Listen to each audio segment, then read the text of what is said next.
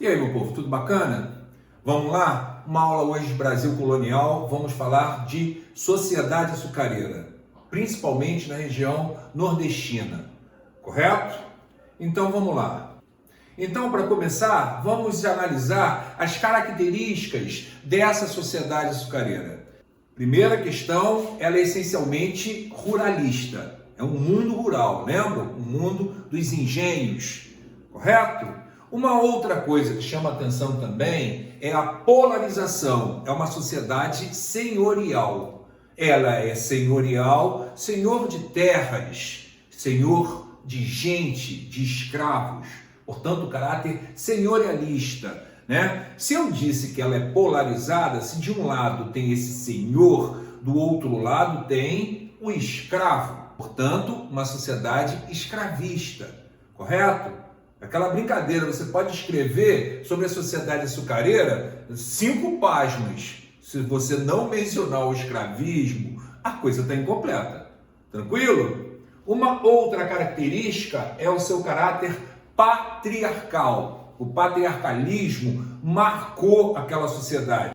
Então, naquela sociedade, as mulheres, de uma certa maneira, complementavam a vida daqueles homens. Hoje, podemos falar de rupturas e lembramos que estamos num processo de empoderamento feminino, correto?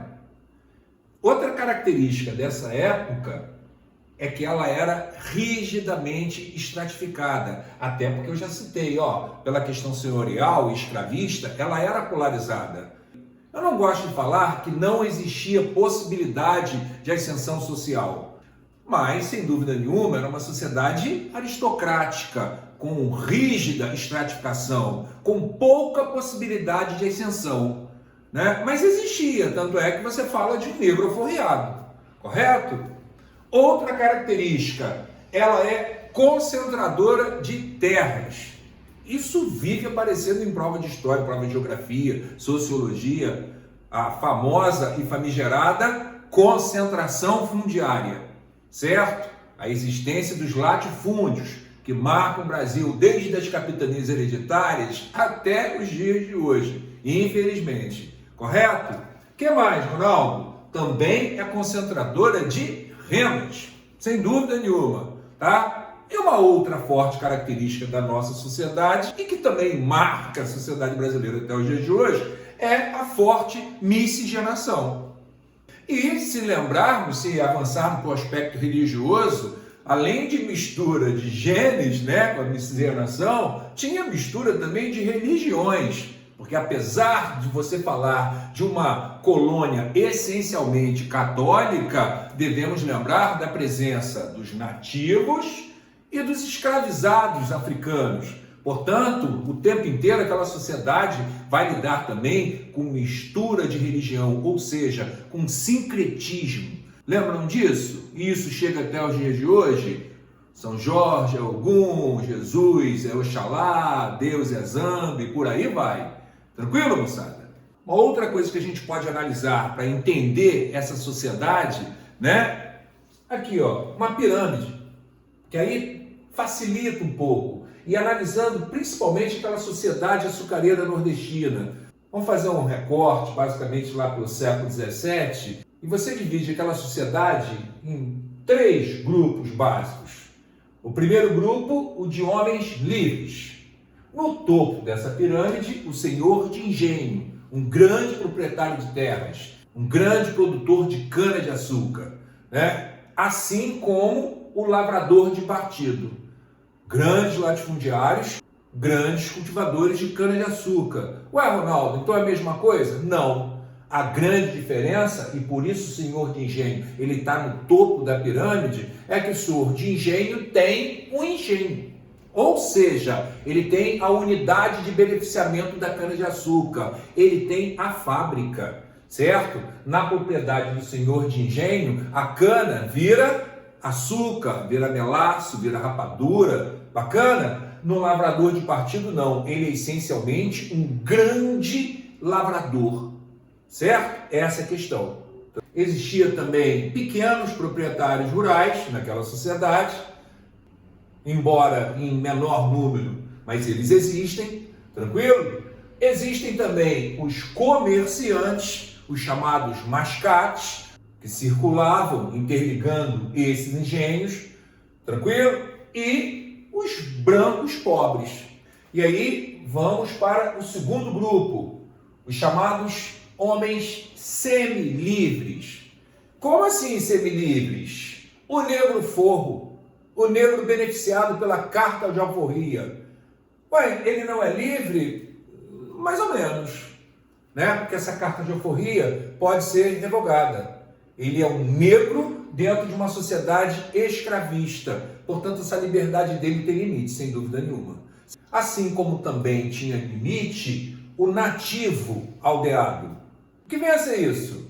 Nativo aldeado é o nativo que está em processo de cristianização.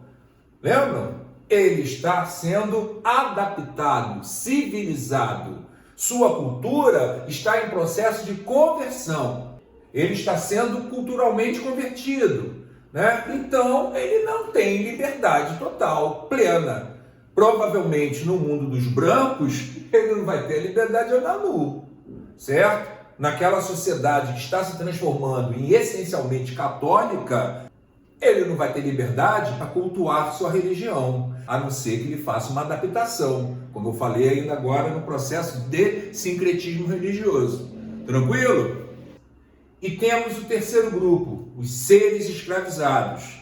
Sem dúvida, o maior contingente, tá? Divididos em nativos, o gentio da terra, os chamados negros da terra, tranquilo? E os africanos e seus descendentes. Nesse caso, seria bom tentar por um fator. Diferentemente da América Espanhola, no Brasil, na América Portuguesa, o contingente africano, ele vai se sobrepondo ao de nativos, certo? E é normal em provas o cara perguntar por que ao longo do tempo foi aumentando o número de escravizados de origem africana. Aí vocês têm que lembrar da seguinte questão: se você fala da substituição do nativo pelo africano, você deve lembrar de aspectos que levavam a uma menor utilização de nativos e uma maior utilização de africanos. O que explica uma menor utilização de nativos naquele caso? A densidade populacional. É a primeira questão. Devemos lembrar que no caso da América Espanhola se verificavam grandes civilizações com grande contingente populacional. No caso do Brasil isso não ocorria. Normalmente bandos e tribos. Lembra? Então a quantidade de população é menor, sem dúvida nenhuma. Um outro fator é a estrutura socioeconômica do nativo. Ele não estava muito adaptado àquela lavoura de grande proporção. A lógica do nativo brasileiro não era viver para plantar, era plantar para viver, certo? E uma outra coisa também é que o nativo ele sucumbia mais às doenças infecto-contagiosas. E também, por conhecer mais a terra, a geografia da terra, isso facilitava a sua fuga. Por outro lado, temos fatores que explicam a maior utilização ao longo do tempo de seres escravizados de origem africana.